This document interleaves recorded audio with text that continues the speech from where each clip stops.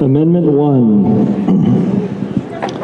Congress shall make no law respecting an establishment of religion, or prohibiting the free exercise thereof, or abridging the freedom of speech, or of the press, or of the right of the people peaceably to assemble, and to petition the government for a redress of grievances.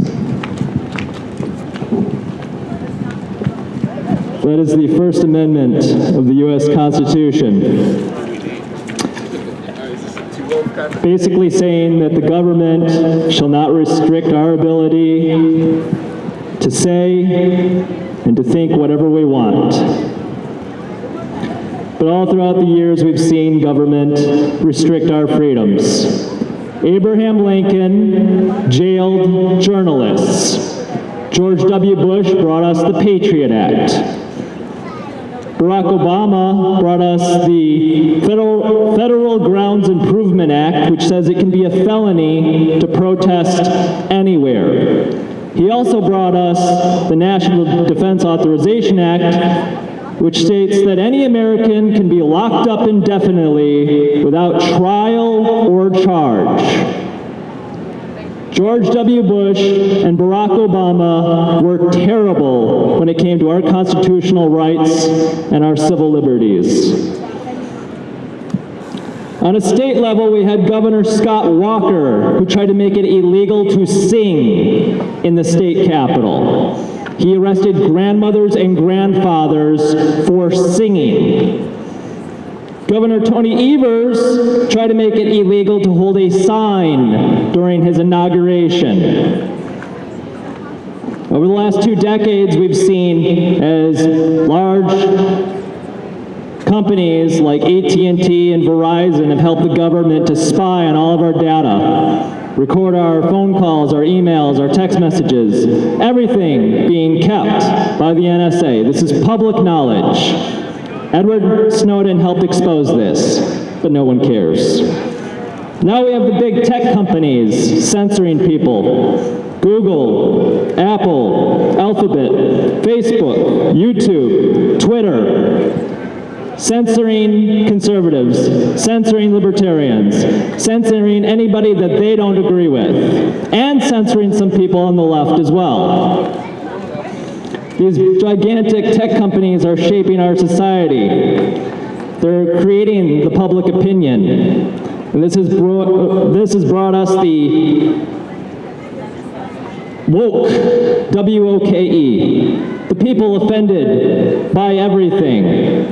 Safe spaces, trigger warnings, microaggressions, often referred to as the college left, but it's bigger than that. They're upset about everything. Every week they're offended by something new. And this week they have a new candidate to burn like a witch. That, of course, is Dave Chappelle. Dave Chappelle is now the enemy of the oppressed. I'm not even making that up. BuzzFeed, Vice Media, hundreds of articles out this week attacking Dave Chappelle, the guy who brought us Half-Baked and the Chappelle Show. This is actually happening. This is the insanity that we're seeing in America by the people who are offended by everything. They're upset with Dave Chappelle. Go down to any campus in America today and they want to limit freedom of speech. Want to tell you what you can and cannot say. You can't say this, they say. And they always want to talk about specific issues. Racism, sexism, immigration, the environment, abortion, that's it. They're not talking about the war. Not talking about the war in Afghanistan, the fact we still have troops there, the fact we still have troops in Iraq, the fact we have troops in Syria. We're not talking about that. The drone bombing of Pakistan, we're not talking about that. Irony, irony, irony. Police officer attempting to stop someone for using freedom of speech. Nope. Okay. Oh, you just wanted to shake my hand? I'm coming to say hello. Okay. How you doing? I'm basically letting everybody hear me. I'm basically letting everybody know that I'm up to shake your hand, that you do have a permit. They don't need to keep playing. Cool? How you been? Good. I haven't seen you in a long time. Yeah, just got in trouble. Okay. All right, well, I don't want to take up your permit time. I'm just coming to say hello. 3 hours permit time. All right, Miles. Nice seeing you. You take care. All right, actually, let's give a hand to this officer, because he's actually a good guy. I'm being serious, too. I like that guy, too. I've known him for years. But yes, there are only a certain set of specific issues that you're going to hear most of the protesters here today talk about. Mostly centered around identity politics. You don't see them protesting the war. When was the last time you saw an anti-war protest in this country? When George W. Bush was president? And here, right down here, we've got Bernie Sanders people. In fact, there's a cardboard cutout of Bernie Sanders. It's actually as real as the real Bernie Sanders. Bernie Sanders, who would keep us in Afghanistan. Bernie Sanders, who would continue the drone bombing of Pakistan. Bernie Sanders, who takes hundreds of thousands of dollars from military defense contractors. That's right, Bernie Sanders is a pawn of the military-industrial complex, taking hundreds of thousands of dollars from war manufacturers. And he supports the F-35. I wonder why.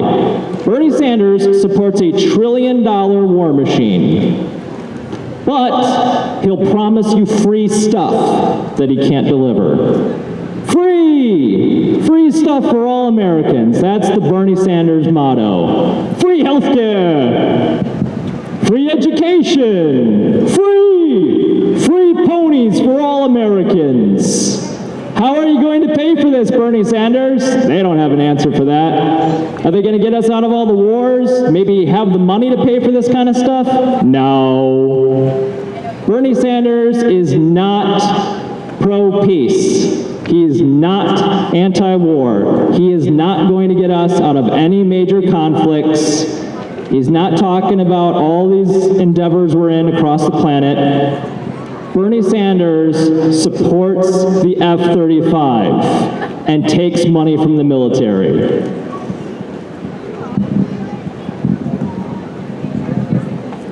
And what is Bernie Sanders? He's a left-wing populist. Just like Trump is a right-wing populist, Bernie Sanders is the Donald Trump of the Democratic Party. It's true. Facts are more important than your feelings, ma'am. Donald Trump and Bernie Sanders are very much alike. Insane promises that they can't actually deliver. And so that's what we have with this next election, a Democrat versus a Republican. Just like every couple years, we get a Democrat versus a Republican. We live in a country where we can respect up to 70 different genders, but we can't have more than 2 political parties in a debate. The Democrats can have 20 Democrats in their primary, and the Republicans can have 20 Republicans in their primary. When it comes to the general election, we get 2 choices, blue or red. And none of them are going to talk about the debt. None of them are going to talk about the fact that we're $21 trillion in debt. None of them are going to talk about where that debt comes from, how much money we owe to countries like China or Japan. None of them are ever going to talk about the Federal Reserve or how we just keep printing more money.